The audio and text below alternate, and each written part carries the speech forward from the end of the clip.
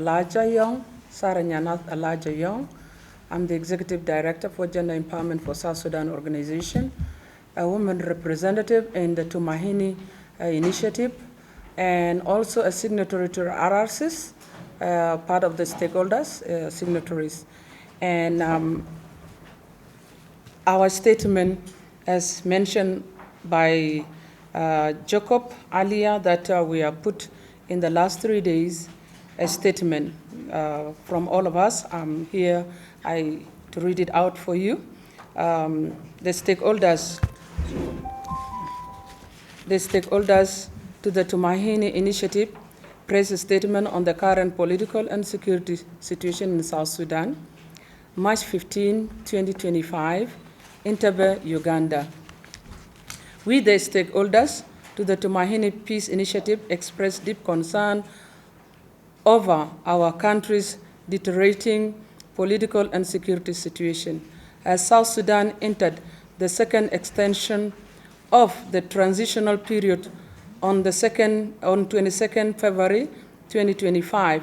We express concern over the continued violation of the revitalized agreement on the resolutions of the conflict in the Republic of South Sudan, in bracket RRCs, which is demonstrated by the growing political tensions, armed confrontations, intercommunal violence, violations of the revitalized agreement on the resolution of the conflict in the Republic of South Sudan, RRCs, and the spread of violence in several parts of our country, particularly Nasser, Ulang counties of Upper Nile, Western Equatoria, Central Equatoria, and Western Bahr Ghazal states. Additionally, intercommunal violence in different parts of the country poses a serious threat to prospective of peace and stability in our country.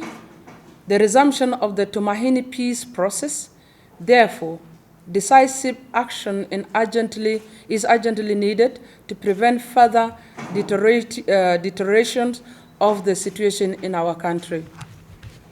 We express our heartfelt condolences to the families of those who lost their lives in the recent violent clashes in Nasser, resulting in the killing of innocent civilian and SSPDF general and a score of fighters of both sides, including an assault on an unmanned helicopter that resulted in death of crew members and 2 injuries.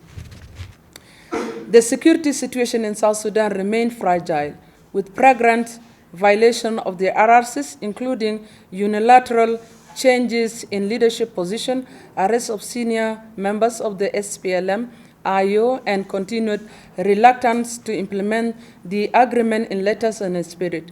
This has further exacerbated localized violence, sowed seeds of mistrust among the leaders, parties, and between citizen and government. We therefore call for the following.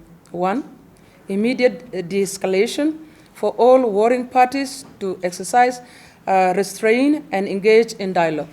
2, the parties to reaffirm their commitment to the peace process by fostering collegiality and decision-making. 3, expeditious, credible, independent investigation into the Nasser, Western Equatoria, and other recent incidents to establish facts, ensure accountability, and prevent future occurrence.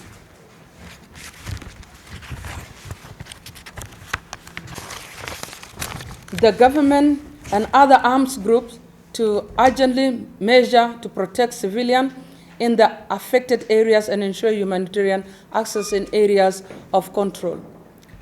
5, deployment of the first batch of the necessary unified force, which is in bracket NUP, unification of the middle and lower echelon of the command, and accelerating the second phase of the security arrangement to complete the security arrangement as per Chapter 2 of the RRCs. 6, clear roadmap of implementation of tasks and activities of the extended RRCs leading to the elections in December 2026, particularly security arrangement, constitution, and electoral preparations. 7, therefore, the people of South Sudan to actively participate in the transitional process, demanding greater transparency and reject violence. 8. IGAD, African Union, UN, Troika, and the broader international community to step up diplomatic and political engagement with all parties to implement the peace agreement and avoid inflammatory actions that can return the country to war. 9. IGAD head of states and government to immediately convene an extraordinary summit in Juba to persuade the principals to engage in dialogue to break the deadlock in the implementation of the RRCs. 10.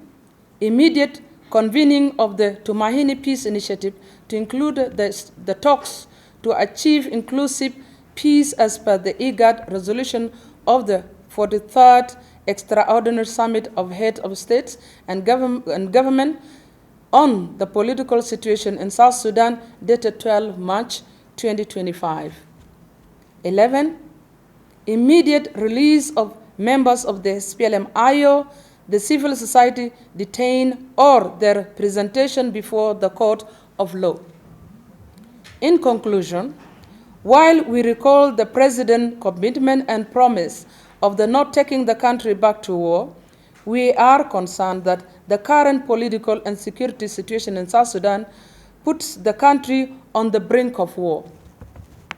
We urge the political leadership of the country to have the will and commitment to reverse this dangerous trajectory in our country. We further recognize support of the international community and the region to accompany South Sudan on this path for peace and stability.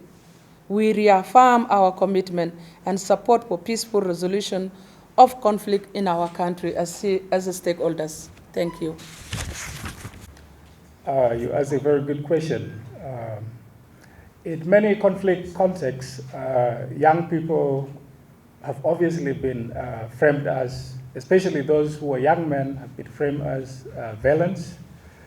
And your question around the marching, or could I say mobilization of young people in preparation for a wider conflict in the country, of course, this is a very disturbing emerging issue. But we as young people in the country, we have come out very clearly to say that we call for peace, but we also reject any further escalation in the crisis that we already face. Particularly myself and some of my colleagues on this table, we have been engaged right even before the incident occurred. We are part of the peace implementation mechanisms, and we have been engaging within that context to encourage the peace partners to engage in dialogue, but also to address the underlying issues which have resulted into the unfortunate incidents that now is putting the country on the brink of war. So as young people in the country, young people are more increasingly taking the path towards building peace in the country. It's also important to underscore that being the biggest demographic in the country, that we are capable of shaping the country. We can either shape it negatively or positively, but majority of us have chosen the path of being architects of a beautiful South Sudan. And that is the message that you will widely find across the country. And it's unfortunate for what has happened. I cannot also rule out that many times there have been manipulation of young people, especially along ethnic and social lines by politicians. So even in this incident and in many others, that's why you will find that young people constitute the majority of the fighting forces. But we continue to engage our young people to be positive contributors in the country. Thank you. Actually, the church or the religious leaders have been in the forefront to bring together the leaders. Let me start with the past. Through the South Sudan Council of Churches, these were 4 leaders were invited to Rome for a retreat, because one of the problems we face is trauma. You know, we've been fighting for our own liberation from the old Sudan for over 50 years. So we have been traumatized, we have a culture of violence. And so it was wise to take them to Rome to cool down. So they were there for 1 week, even the Pope kissed their feet. I'm sure you saw that video. But when they came back, they have not changed. The Pope followed, together with Archbishop of Canterbury and the moderator of Presbyterian Church of Scotland, in February 2023. And those of us who are in Juba, we actually participated in those prayers. And even the Pope touched their heads. So kissed their feet, now touch their heads. And they have not changed. The only explanation is that the trauma has not yet gone. You know, trauma takes time. So recently, when the tension now started rising again, as from this year, from January, starting from Western Equatoria to Western Bargazal, and then finally here now to Nasir, the church leaders, through the Sudan Council of Churches, met each one of them, met President Salva Kiir separately and gave him a letter. I'm sure you must have come across that statement on the 6th of March, and also met Dr. Riek Machar, first Vice President. What they have not yet done is to bring them together. And that's why in our statement read to you this morning, we are urging the IGAD head of states to come and hold a meeting in Juba. Perhaps then they will meet. So that is what we are hoping. But also, I think sometimes we have misplaced our attention to the top leaders. Just as the young man said, they use the young people to fight. They don't fight themselves. So our focus now should really be on the grassroots, bottom-up approach rather than top-down. Thank you. Thank you. Thank you, Paul, on the question, have we called on artists, or have I called on artists to join and end the tension? What I can say is, first of all, that's a very beautiful question. This shows the recognition of the role art can play in cooling down tensions. And I can say that there have been some efforts by individual artists and also art groups. There are art movements and all in the country to try and see how they can get the citizens to unite and love each other. But I agree with you. The artists can do more. And I'll take this opportunity, actually, to urge my fellow colleagues, the artists in South Sudan, both visual artists, musicians and all, to pick up on the role that you have been playing. And as we are moving towards the transitional period, you have a role to play in ensuring the country is as peaceful and the citizens and all move towards the South Sudan that we want. But I also want to quickly answer another question about the news of deployment of UPDF. The interest of the people of South Sudan is peace. That is what we want. In the peace agreement, the RRCs, the region and the regional leaders have been given a role as guarantors.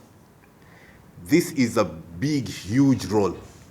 And as guarantors, our expectation as citizens of South Sudan is that they will be take lead also in ensuring that the parties to the agreement actually implement the peace agreement, and to ensure that the country does not go back to war in case there seems to be a stalling or conflict between the warring parties. So as the bishop mentioned, and also in the statement that we said, what we are calling the leaders in the region to do, especially the IGAD, is to convene an extraordinary summit in Juba. And the focus should be dialogue, to lead to get the political parties to dialogue and resolve the conflict, and not military confrontation. Thank you. Bull, I would tackle part of Mugongo and Serene's questions about the homemade peace, homemade solutions or local peace initiative, and with Serene, who's also inquiring whether the safety of the civil society in the country are at stake. For sure, if you hear in our statement, we mentioned that some of our colleagues, they are already in. The space, the civic space in the country is quite shrunk. Maybe you have heard of a security bill that actually was all over social media, whereby you can be arrested without what is it called? Arrest warrant. And our warrant normally is to indicate somebody is coming from an institution. So if somebody just come and pick you, you would not even know who the person is, whether they are legitimate officers or not. So this is the situation in which we are in, and these are some of the things that we are saying, that the mistrust between citizens and leaders and those that are entrusted to save us in public space or offices in institutions is at stake, and therefore our freedom as enshrined both in the RCs and transitional constitution as amended 2011 is at stake. So this is a reality. We don't have, for example, some of these things, and this is touching base the question that was given to youth, that youth mobilize themselves for violence. If we were having this space, youth are supposed to hold posters to state out what they need. They are not supposed to hold guns to determine what they need. That is a natural and democratic state. So these are some of the concerns that we are, as stakeholders, come to try to address and try to secure that we have the space that we needed, so that each and every citizen has the right to play their role as a citizen. South Sudan belongs to all of us, and actually the majority are the citizens that will ensure that the South Sudan that we want, it is implemented. And I will tell you one thing that has been done by our youth. You have seen it in international medias, local medias, houses. Our basketball team, you see the impact that they made in a short time. They brought our tribes, our 64 tribes, in unity. Everybody forgot which tribe they came from, and this youth, they decided, to bring something positive for the name of our nation and for the continent as well. We celebrated them all. So they are a positive thing that youth can do that will bring a reward to all of us. And then talking about homemade, the bishop has mentioned how these leaders even reach Rome on their feet in the time immemorial. There has never been any leader or pope kiss their feet. And this is an initiative that is part of the homemade. Before things go viral is when we are defeated. Some of the initiative has been made, little one, big one, but then when we are defeated, when your neighbor quarrel, the neighbor is the one to hear your cry first and they come in. And this is where the IGAD country come in, and they are supposed to help us because our region is our concern. So we can say that there is the small home, but then there is a big home. So this I can put across. Even we as women, you can see how we are fighting even with our 35% to ensure that we also reduce the displacement of women and their children, which are in their millions, whether locally or domestically or internationally. Thank you. The refugee.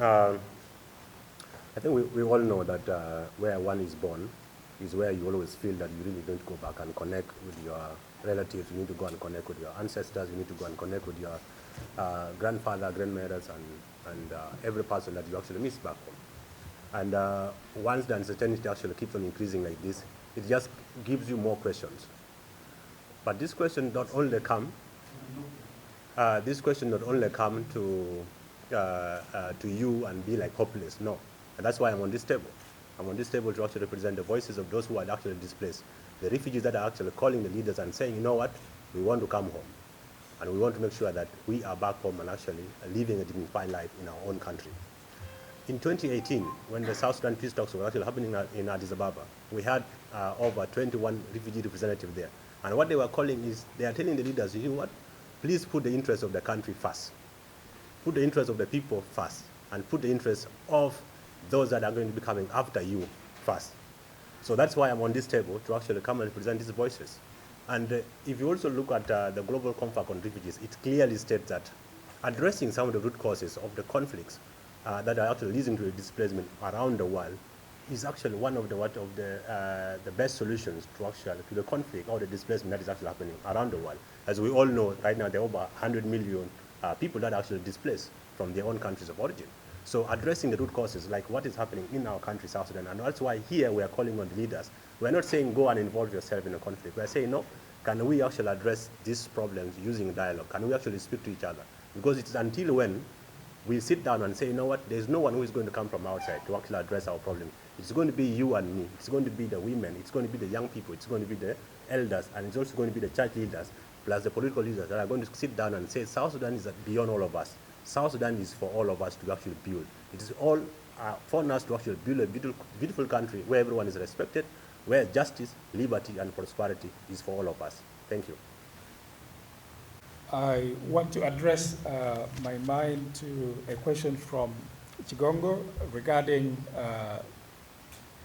military enforcement of the revitalized peace agreement and whether there will actually be need for more peace negotiations in order to restore stability and peace in the country.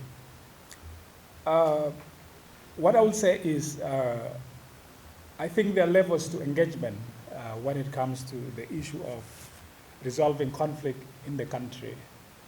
And where we have reached as a country, I think it's also important to appreciate that we are now past that level of enforcement of peaceful settlements. We have so far had at least 6 years where there was no serious fighting in the country.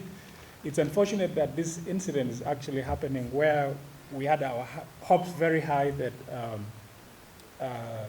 with the recent extension, the parties will have a high supply of commitment and political will towards accelerating efforts towards elections in December 2026.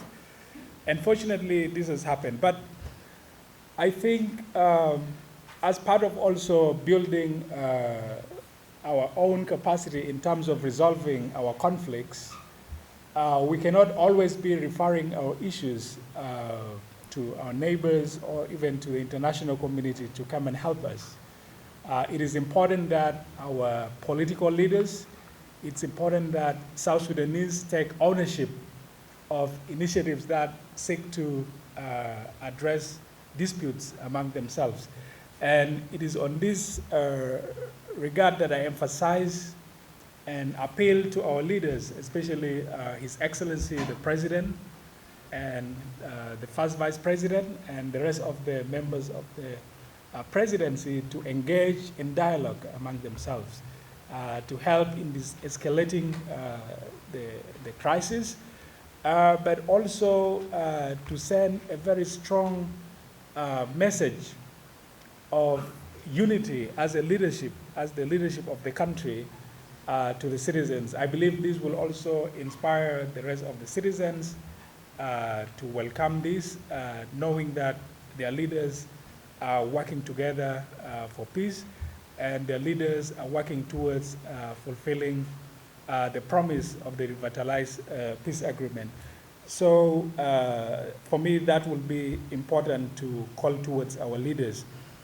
And regarding whether there will be need for more peace talks, as of May 2024, our president made a request to his counterpart, the President of the Republic of Kenya, to facilitate dialogue between his government and the all-out groups.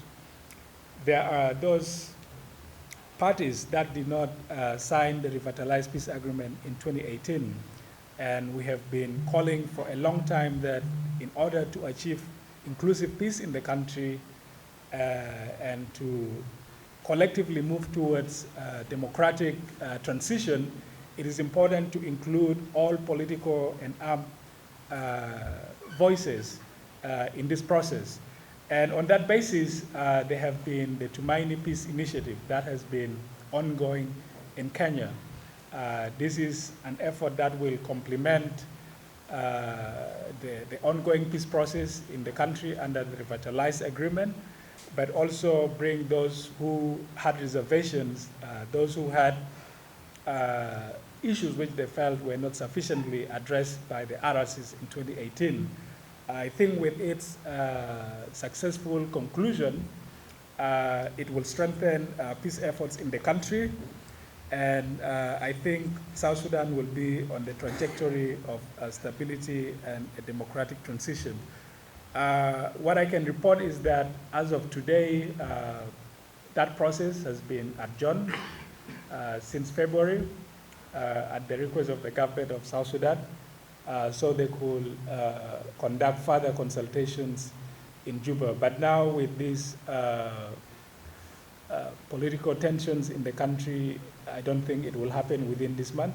But also, I think it's a stark reminder to all of us as South Sudanese, to the political leadership, about the urgent need to reconvene so that those talks can be successfully concluded for all the country, its leaders, and citizens to move with one direction, which is towards a successful conclusion of the transition. I think you can ask him. I've not heard who actually said it. But let me say, without support from the IGAD region and international partners, South Sudan would not have been independent in July 2011. So we were struggling against oppression, discrimination from the old Sudan. We fought 2 wars, 1955-72, and then 1983-2005. I was then 3 years old, and now I'm 73. So I can tell you without any shame that without your support, the East Africans, the Horn of Africa, and the world would not have been independent. Now, it was assumed that as soon as South Sudan was born, we'll be running. That is not correct. We have to build a state called South Sudan. Remember, we ran away from the old Sudan, which is now even disintegrating, by the way. You know, Sudan is now has collapsed, not because of us, but because it was not properly fixed. So now we are facing the same problem. We have the country, we have the people, but we have not yet built a state with institutions of law and order, of the service delivery, and so on. So, and that takes time. Those of you who have studied social science, I think you can tell us how long it takes to build a state. Even this Uganda, we are happy that you are now stable and we are here. Our second home, I think you said, if a small home is a problem, we run to the big home, isn't it? East Africa. So it takes time. And I think some of the young people, including those of you who are now asking, you're always in a hurry. It takes time to build a state. And the person who managed to bring us to this state is Salva Kiir Mayardit. So if you just throw him out without putting system in place, you create a vacuum. This is why now we are saying, since they've agreed to have elections in December 2026, let us support the system, not the individuals, the process, the constitution-making process, the security arrangement, and the elections. so that we can peacefully transfer power from the old generation of sunset now, to the younger people who are here. We have to do it peacefully, without violence. Thank you. Peace. And I would say that either can work. Why I'm saying either can work, it shall be determined by the situation at hand. In RCs, because the current government that we have, it is not a people government. It is the government of the peace agreement, the RCs. So the RCs, Article 2.1.10.7.7, agree that fully support the full and rapid deployment and operations of the Regional Protection Force. So there is a provision that we can adhere to. And this is being provided where the warring parties didn't have trust. So the Regional Protection Force was to reinforce, a time, that transitional time for forces to be unified, okay, and be put under one command. At that time, civilians will have a chance and room to heal, to reconcile, and as they work toward the election, which is then the conclusion of that government, which has been overdue. So the intention is for protection for those who feel needed that protection. And it is the parties that agree this should be. So it is not even just us, it is the warring parties that felt the need. So I think that was right. But then peace is the key here.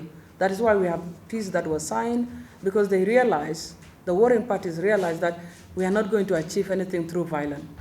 And it has been proven even during our 21 years of war.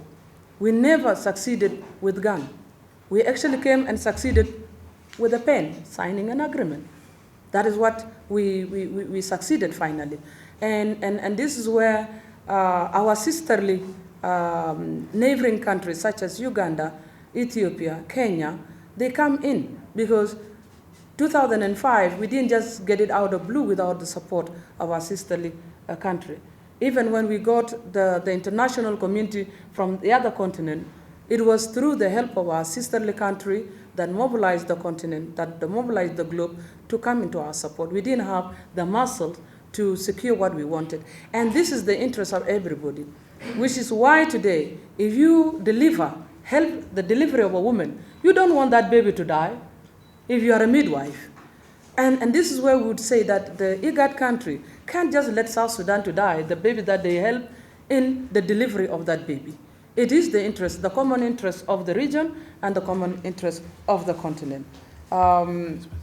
So whether UPDF, we support the deployment, that is something I think already has been answered by the provision here. Of course, the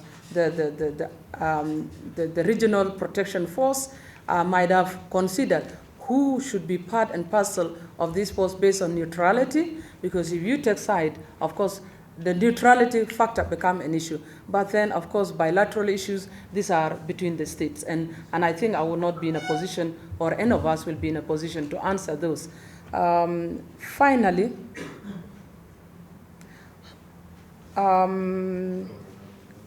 women and children data, the impact, okay, the impact in terms of data. We did not carry out the research, so I will not give you any data, but the impact is huge. And you can tell it from the population that is residing here as a refugee in Uganda, and those who have gone to look for asylum, those who are even within Kampala and the cities. It will tell you how bad the situation is. You have heard about our economic. Good news is that our number one supplier of anything that we consume in the country, Uganda, rate number one. And you know that we depend on what is being produced by and large by Uganda. So our economic, basically, the consumption The biggest consumption, I believe, Uganda export much into South Sudan. That tells you how bad it is, because if we are not cultivating, we are not farming, if we are not, being creative in whichever way, we are not producing, then it tells you why is it so. It's because of the insecurity, which then affect every aspect of our daily life. And women become number one. Who is not educated, who majority, I would tell you today, maybe just out of head, this is not facts-based, but by assumption. If I assume, I would tell you maybe a South Sudanese woman who is a head of the family can go up to 70% that they are the one, even when they are not widows, even when they have their husband alive, they are still the head of the family. And with the economic hardship that we are facing, that is why we need peace. Sure. They are not in South Sudan. As mentioned earlier, that this press conference and the meeting that is here is by the civil society, by the stakeholders to the Tumaini Initiative. So that means the composition of actors that are here not just include those that are actively doing the work in South Sudan, but also brings in the refugees and other civil society actors that are in diaspora or exiled, and are part of the Tumaini process. So the best place to do it would be outside South Sudan, one. Then secondly, on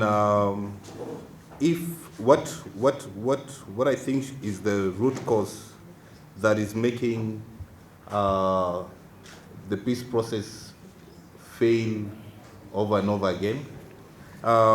When we were at the Tumaini peace talks, this was one of the main discussions at the last phase of the initiative. We were discussing the root causes of conflict in South Sudan, recurring conflicts. And I'll just point out one thing, which is leadership failure, leadership crisis. So I will take this opportunity to urge the leaders of South Sudan to lead, to take leadership. And one of the roles as a leader is to ensure safety of your population. Implementation, there is this thing that people keep saying that lack of implementation is due to political will. Where do people buy political will? It requires leadership for them to ensure if they want to implement the peace agreement, they will implement it. So for the sake of the citizens of South Sudan, implement peace. Now, they have already answered, my colleagues have already answered about if we support the reinforcement of UPDF.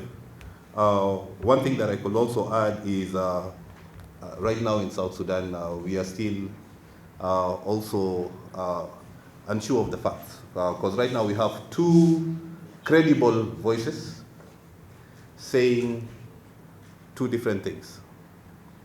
So there are two sides of the truth, and for us we can't answer. Our government spokesperson in South Sudan denied presence of UPDF. So for us, we can't answer that. But what we can stand with is our stand on peace being the priority right now, and our belief in the regional leaders to be able to act in ensuring, as guarantors of the peace agreement, in ensuring that peace holds in South Sudan. We believe in regional leaders. They have the capacity to call and put our leaders to continue with dialogue. And finally, in the statement you saw one huge ask that we have, one huge call that we have is for the immediate convening of the Tumaini Peace Initiative as per the IGAD resolution of the 43rd Extraordinary Summit of the IGAD Heads of States. That is a platform that is led by an IGAD member state, and the IGAD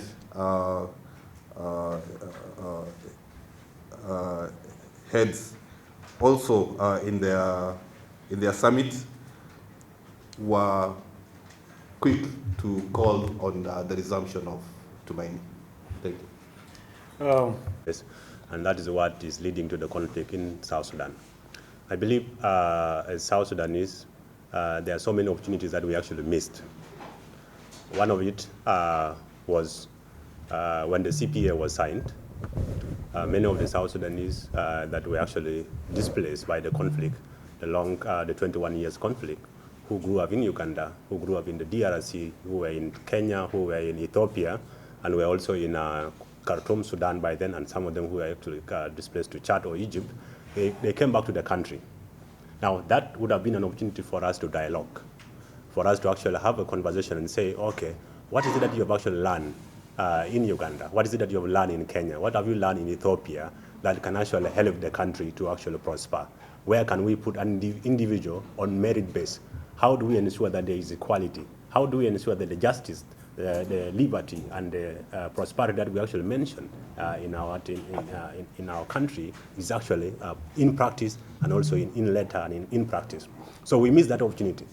And even like the recurrent conflicts are also because of that conversation that we actually did not have as a country. So I believe that if we have a conversation as a country, so all this conflict will really all be solved. Because if you go to Addis Ababa, we have a very beautiful document that my sister has just shared with us here. The documents are very good. The 1972 agreement was good. The CPA 2005 agreement was beautiful. And even the 2018-2019 peace agreement, the Araxis, was also beautiful. But what really happened is that there is that lack of the voice of the people on the grassroots, and I think the Bishop also mentioned it here. So until when we actually reach a point where we actually dialogue as a people and say, you know what, our problems will not be solved by the paperwork that we actually put in place. It will not be solved by how much funding we're actually getting from outside. It will only be solved when we dialogue as a people and actually tell ourselves the truth. So our conflict is not because individuals' interests are not actually fulfilled. It is because we are not conversing as a country. We don't have that time to actually speak to each other as the people of the country.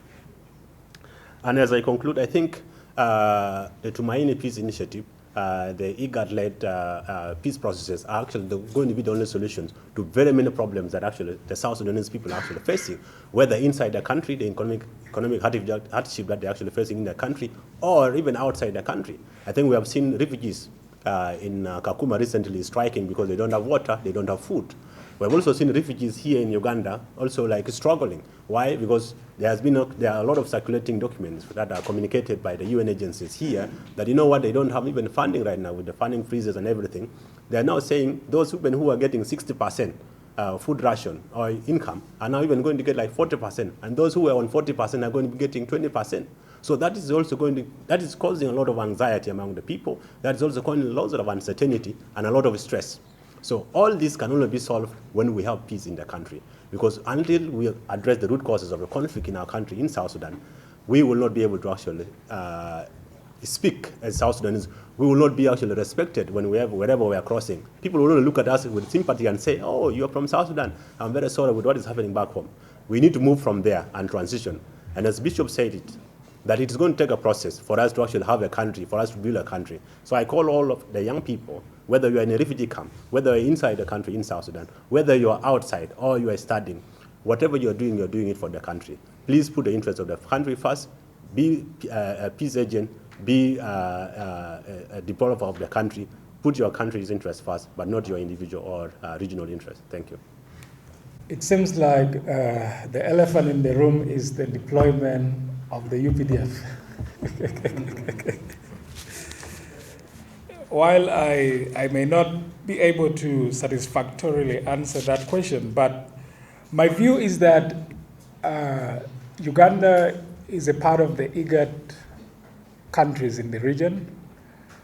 Uganda is also a guarantor to the revitalized agreement on the resolution of conflict in the country. which has in a way become like the constitution of the Republic of South Sudan. And it's important to recall that the RRCs, when it was being signed, explicitly called for the withdrawal of all foreign troops that were aligned to different parties to the conflict. So I believe there is clarity on how the peace agreement addressed issues like interference from neighboring countries or even beyond. So I will believe that Uganda, also being a guarantor, will work within that framework of the RRCs and undertake its efforts with good intentions towards sustaining the peace in the country, but also helping South Sudan to transition to a democratic nation, with the priority now in the country being completing the security arrangements, writing a permanent constitution, and then finally going for elections in December 2026. So I believe our friends in the region and beyond will recognize that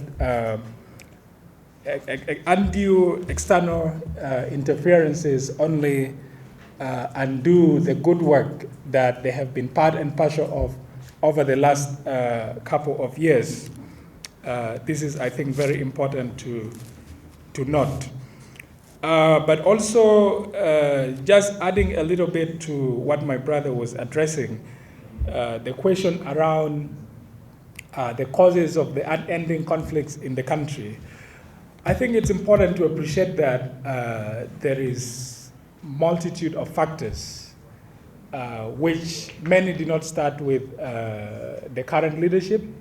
It is a culmination of a long struggle by the people of South Sudan, dating back to the time oppressors came to colonize the country. Over the years, there has been economic pressures, there has been historical factors, and all of these have caused pressures. What you could say is maybe the exploitation of these vulnerabilities by political leaders to pursue their interests. And I think that is not nationalistic enough of politicians, of South Sudanese leaders, to exploit this to further their political interests. What they should be doing is to collectively work towards addressing these issues. And there are so many issues, which I believe are also shared by many other countries. So as a final call, I appeal to the leaders of South Sudan. I appeal to them to recommit in good faith to the revitalized agreement on the resolution of conflict, which they are all signatories to, and to work towards its diligent implementation without further extensions. I think what we have seen over the last couple of months is the growing frustration and dwindling support even for the peace agreement itself because of the perpetual extensions that have happened. So I believe this is an olive branch the South Sudanese have extended to the leaders and say, you have extended. We want to recognize this to be the last extension of the peace agreement, and they should be working towards delivering the promised elections. But also call on our friends in the neighborhood and beyond to continue engagement with our leaders, with the emphasis on fostering dialogue to ensure that some of these deadlocks that have been in existence, but also those that are emerging, do not distract the implementation of the peace agreement. I think it is important for them to continue to extend their diplomatic support, their political support, to ensure the success of this agreement. And lastly, it will be important for the IGAD to convene a dialogue of the principals in the country, and I'm talking about His Excellency the President, the presidents of the region, to come to Juba to convene a meeting of the principals to create that space for dialogue, to rebuild the trust that might have been broken, and to help the country from the dangerous trajectory which is putting us on the brink of war. So those are very important things to emphasize as I conclude in this press conference. Thank you.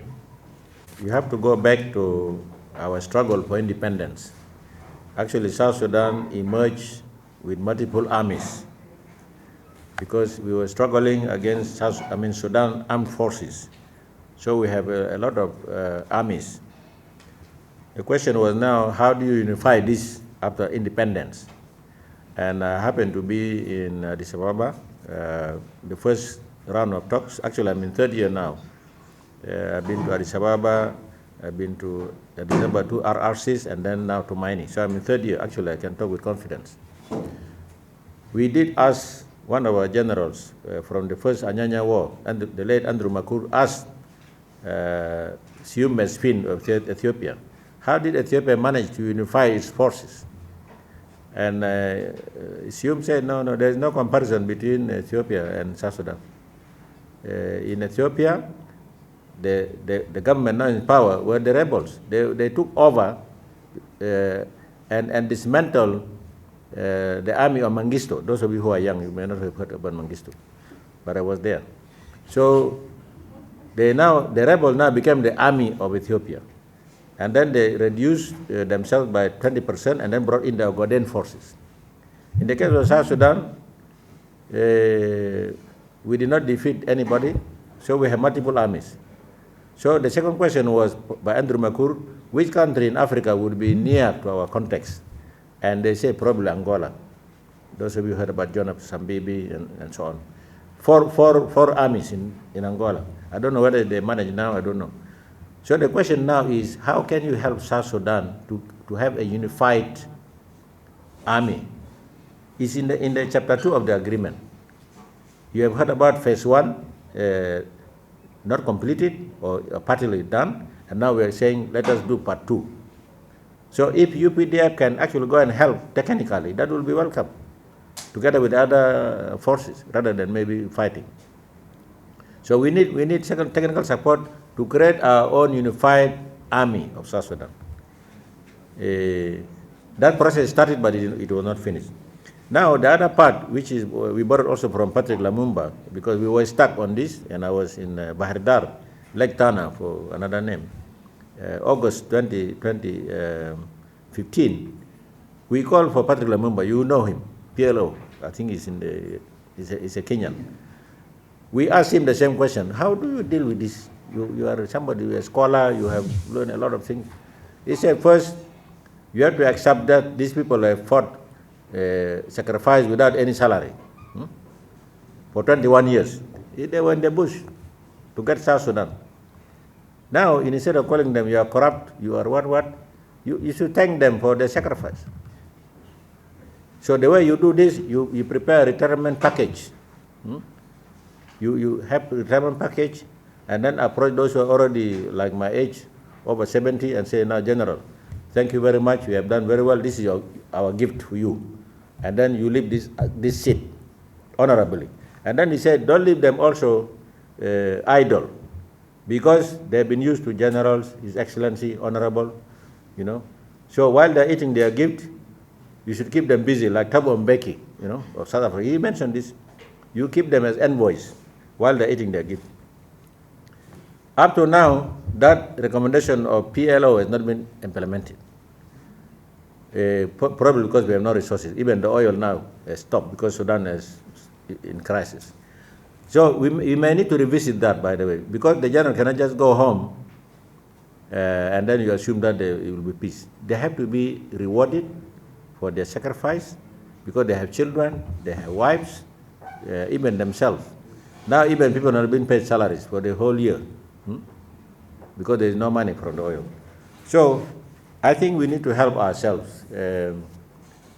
Those of you who are in the army, I think you also to be patient with us. People of South Sudan, We have to work hard so that we can prepare the return package. The next thing, of course, who is going to give them the package? This is the problem. You know, if somebody who is not strong enough to give the package, maybe IGAD should give the package. They will shoot you down. You know, maybe the amount is not enough. Finally, I want to repeat again. The young people must be patient to prepare themselves to take over from the elders. Give them 5, 10 years. They will be dead in the grave. You know? Yeah, they will not be there, even including myself. Number 2, please, religious leaders of the region. I know of Fekalaha, my colleagues from Fekalaha, here, Grace Kaiso here in Uganda, Mutaba Musimi in Kenya, and others. Please come to our aid so that you can understand what is going on, so that you can also explain in your own way to your own people. Thank you.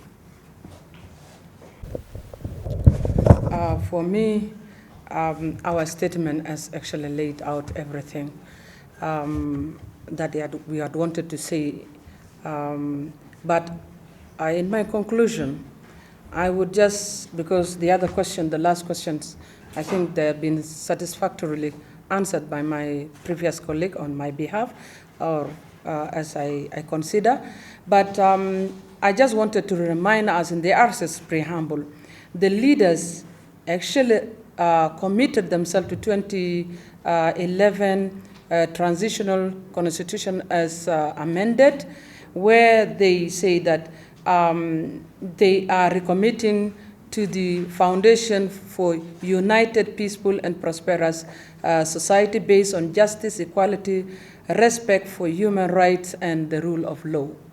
This is in the preamble. They were also regretting the level and untold human suffering that befall the citizens of South Sudan on their action. And they were saying that they are recommitting so that they cannot repeat the same mistakes. And I'm happy that our president, in our statement also, we recall or we reminded him of the recent statement, public statement, that the country will not fall back into violence or into war. The same commitment call for peace and constitutionalism, and so that they cannot repeat the same mistake. These are genuine calls, and this is where I can conclude that.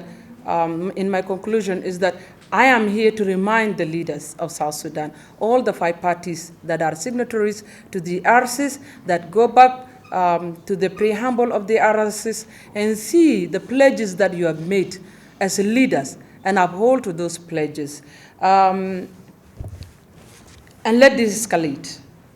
As leaders, as region, as international communities, as we made those calls in our statement, let the escalate, because that is the first thing. Let the escalate, let the escalate. The other message I want to give is our fellow South Sudanese and those others that they may be influencing on use of social media. Use of social media, if we misuse it, it becomes a very dangerous thing. And we have known the history of Rwanda, what happened in Rwanda. The same thing can repeat itself in South Sudan. If we are not going to prevent, a very catastrophic situation in South Sudan, then we need to begin to control, especially those who are promoters of violence, those who are giving misinformation in social media. We have to be responsible. We are all responsible, and we must act responsibly whenever we are posting or using social media. I'm also calling upon our women leaders in the region. As we talk about the youth, I think we have got a big muscles. I'm calling also upon my sisters, leaders in the region, that we can't be silent. We can't be silent. As mothers, we know when we lose a son, when we lose a daughter, when we lose a son-in-law, when we lose a husband, when we lose a father, we know what it means. So as a mother, they said a motherland, a motherland. So a motherland, as a Christian, we are the eaves, and the seats are ours. And God mandated us to protect our seats. Come into our rescue and help us how we can overcome this, evil that is dancing in our land. Thank you. I will just also go to conclude my concluding remarks, and I will reiterate what I said earlier, that for us, peace is the priority. We are tired of burying our relatives. We have been losing lives for decades. Our people have been dying. In 2011, when we got our independence, we all thought that the time of mourning, the time of killing and fighting came to an end. And we celebrated knowing that right now the liberators are the ones who are going to lead us. We thought that now we will enjoy our country, we will develop our country. So peace is the priority right now, and our hope and that's the inspiration of the citizens of South Sudan is that we will not go back to war. The president said he's not going to take the country back to war. We hold him to account to his words. And for that to happen, they need to implement the peace agreement. And finally, for the stakeholders, we are ready to reconvene back at Tumaini, and we are waiting for the parties to return, especially the Artigonu delegation. Please, the country, the citizens of South Sudan need hope, and there is a platform ready for us to discuss and talk about our issues. Let's make use of that platform. Shukran. And thank you all for coming. It's beautiful to see you all.